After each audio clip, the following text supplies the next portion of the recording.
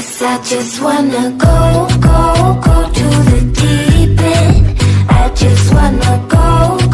दोस्तों mobile processor के बारे में तो आप सभी लोग जानते ही होंगे, तो ऐसे में आप इस वीडियो को आगे देखते ही। और आज मैं आपसे मोबाइल प्रोसेसर के बारे में कुछ बातें करने वाला हूं, जिससे कि आप लोगों को पता चल जाएगा कि आखिर मोबाइल का प्रोसेसर क्या होता है और कितना ज़्यादा मैटर करता है एक मोबाइल का प्रोसेसर। तो नमस्कार दोस्तों, मेरा नाम है प्रभात, स्वागत है आप सभी का टेक्निकल प्रभात में। चलिए आगे बढ़ते हैं।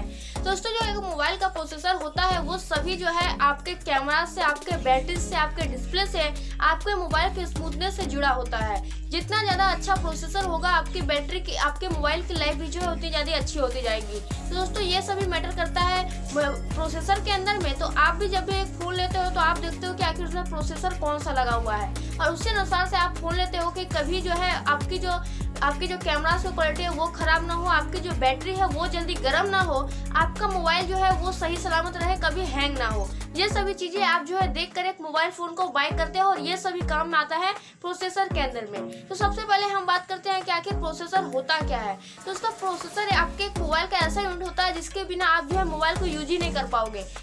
जितना अच्छा आपके मोबाइल का प्रोसेसर होता है उतना ज़्यादा आप अच्छे से जो है हर चीज़ को कर पाओगे। अब जितना ज़्यादा आपका मोबाइल का प्रोसेसर अच्छा होगा उतना ज़्यादा आप बड़े बड़े गेम्स को खेल पाओगे, उतनी अच्छे से आप उस गेम्स को जो है full HD quality, high quality में खेल पाओगे, साथ साथ स्मूथनेस तरीके से खेल पाओगे। अब जितनी ज़्यादा प्रोसेसर लो होगा उतना ज़्यादा जो है आप किसी चीज़ का मजा नहीं उठा पाओगे, साथ साथ आप ऐप्स को जो यूज करोगे तो जो है लैग करने लगेगा आपका फ़ोन। इसीलिए आपका जो प्रोसेसर होता है मेन रोल निभाता है आपके मोबाइल को एक मैन्युफैक्चर करने में।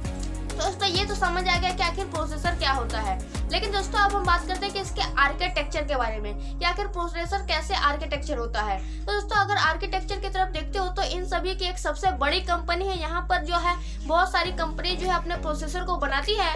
जैसे कि आप सभी लोगों को पता होगा कि क्वालकॉम है, यहाँ पर आपको मीडियाटेक मिलता है, यहाँ पर सैमसंग भी अपने प्रोसेसर को बनाती है, और एप्पल भी अपने प्रोसेसर को बनाती है। लेकिन जो क्वालकॉम और मीडियाटेक है वो जो है दोनों ही ज़्यादा जो पॉपुलर है, जो कि हर मोबाइल्स में उनके प्रोसेसर लगे होते हैं।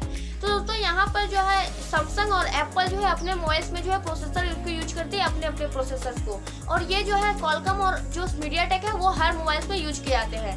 दोस्तों ये जो प्रोसेसर है ये जो है सभी एकदम डिमांडेड प्रोसेसर है। आखिर इन प्रोसेसर को कैसे बनाया जाता है? दोस्तों ये सभी जो प्रोसेसर होते हैं इन सभी का एक मेन लाइसेंसेबल एक कंपनी है जिसका नाम है आर्म्स, और वही आर्म्स है जो इनको जो है एक डिजाइन करके जो है प्रोसेसर देती है, और उन्हीं के अनुसार जो है इनको लाइसेंसेबल से अनुसार जो है इनको जो है वो डिजाइन दिया जाता है, और इन्हीं के अनुसार जो है ये कंपनी जो है अपने प्रोसेसर को डिजाइन करती है और बना लेती है। तो दोस्तों यहाँ पर जो बताया जाए तो यहाँ पर जो आर्म्स है वो जो है हर साल दर साल जो है अपने प्रोसेसर को जो है अच्छा बना रही है, अपने प्रोसेसर के डिज़ाइन को अच्छा बनाते जा रही है। अभी के समय में अगर आप देखते हो तो यहाँ पर बहुत सारे कोर्स लगे होते हैं प्रोसेसर में। कोर्स के बारे में मैं आपसे थोड़ा सा बाद में बात करता हूँ। जैसे कि आपने देखा होगा कि आपने समझा होगा कि कॉर्टेक्स किसी में A76 है, किसी में कॉर्टेक्स A70 है, किसी में कॉर्टेक्स A56 है, और किसी में कॉर्टेक्स A40 है। और दोस्तों यहाँ पर जो सबसे बड़ा ये होता है कि आप यहाँ पर जो हम लोग सोचते हैं कि जितना ज़्यादा नंबर ज़्यादा होगा उतना ज़्यादा जो है वो प्रोसेसर अच्छा होगा। ये सही बात है कि अगर कॉर्टेक्स A50 जो है वो A56 से जो थोड़ा लो होगा, कॉर्टेक्स A76 जो है A70 से थोड़ा सा फास्ट होगा, क्योंकि जितना ज़्यादा नंबर आगे बढ़ता जाता है उतना ज़्यादा जो उस प्रोसेसर का पावर होता है वो बढ़ता जाता है आर्किटेक्चर के थ्रू। दोस्तों यही सब होता है, इसी तरह से जो है प्रोसेसर्स की जो है आर्किटेक्चर किया जाता है। दोस्तों अगर मैं आपसे बात करता हूँ टेक्नोलॉजी के बारे में, तो यहाँ पर टेक्नोलॉजी का मेन रोल होता है। दोस्तों प्रोसेसर में अगर आप देखते हो तो प्रोसेसर में लगभग लाखों करोड़ों बहुत सारे जो है ट्रांसमीटर्स लगे होते हैं, जिससे के कारण जो है आप जो है अपने मोबाइल को स्मूथनेस तरीके से यूज कर पाते हो।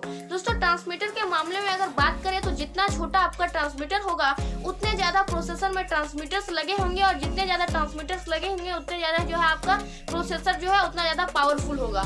इस मामले में सबसे ज्यादा आगे है क्वालकॉम, जो कि 5 नैनोमीटर पर जो है एक ट्रांसमीटर्स को बना देता है। 5 नैनोमीटर पे ट्रांसमीटर्स को बना देता है क्वालकॉम, और वहीं मीडियाटेक जो है लगभग 7 नैनोमीटर या 10 नैनोमीटर पर ट्रांसमीटर्स को बनाता है।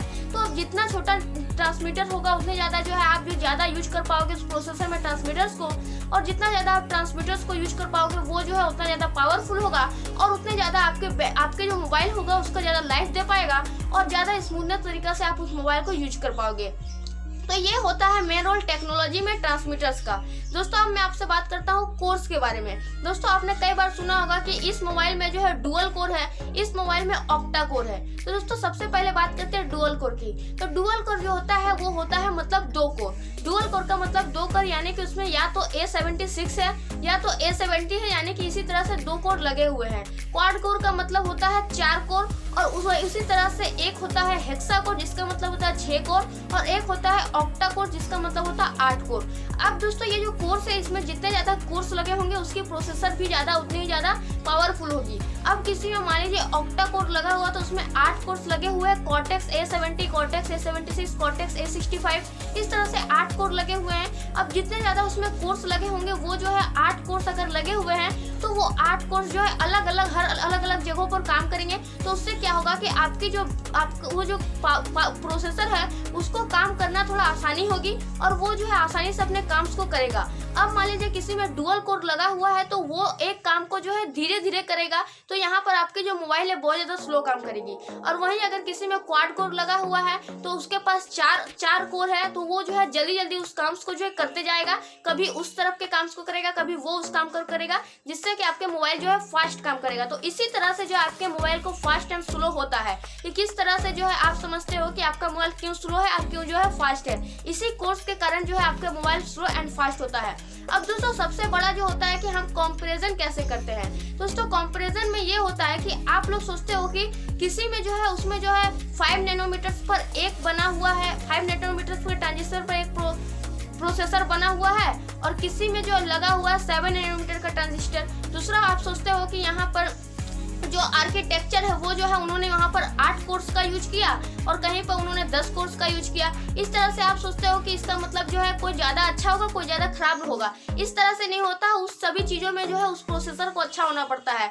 आर्किटेक्चर में भी उस प्रोसेसर को अच्छा होना पड़ता है, अपने टेक्नोलॉजी के ट्रांसमीटर्स में भी उस प्रोसेसर को अच्छा होना पड़ता है, साथ साथ यहाँ पर जो है उनको कोर्स में भी अच्छा होना पड़ता है। तो यहाँ पर जब तीनों ही चीजें अच्छी होगी तभी जो है एक प्रोसेसर को आप जो है बढ़िया साबित कर सकते हो या फिर आप खराब साबित कर सकते हो। अगर उन तीनों में से एक भी चीज में अगर वो प्रोसेसर खराब होगा तो वो प्रोसेसर बहुत ज्यादा स्लो होगा, आपका मोबाइल बहुत ज्यादा स्लो हो जाएगा। तो इसलिए दोस्तों आप लोगों को कहा जाता है कि जब भी आप लोग एक नया फोन लोगे तो उसमें सबसे ज्यादा आप लोग को प्रोसेसर के ऊपर ध्यान देना है, यानी कि सीपीयू के ऊपर ध्यान देना है, जिसको कि हम लोग प्रोसेसर को सीपीयू भी कहते हैं। तो सबसे ज्यादा आप लोग को प्रोसेसर के ऊपर ध्यान देना है कि सबसे पहले आप में को उसमें कौन सा प्रोसेसर लगा हुआ है, वो कितने नैनोमीटर के ट्रांसमीटर्स पर बना हुआ है, साथ साथ उसका आर्किटेक्चर क्या है, साथ साथ उसमें आपको कितने कोर्स मिलते हैं। उसके बाद अगर आप एक मोबाइल को बाय करते हो तब जो है आप जो आसानी से उस मोबाइल को यूज कर पाओगे, ना ही आपको किसी चीज में गड़बड़ी देखने को मिलेगी। साथ में आपको कैमरास भी अच्छी देखने को मिलेगी, बैटरी भी अच्छी देखने को मिलेगी और आपका मोबाइल कभी भी लैग नहीं करेगा। तो दोस्तों बस फिलहाल इस वीडियो में इतना ही। देखने के लिए आपको बहुत बहुत धन्यवाद। उम्मीद है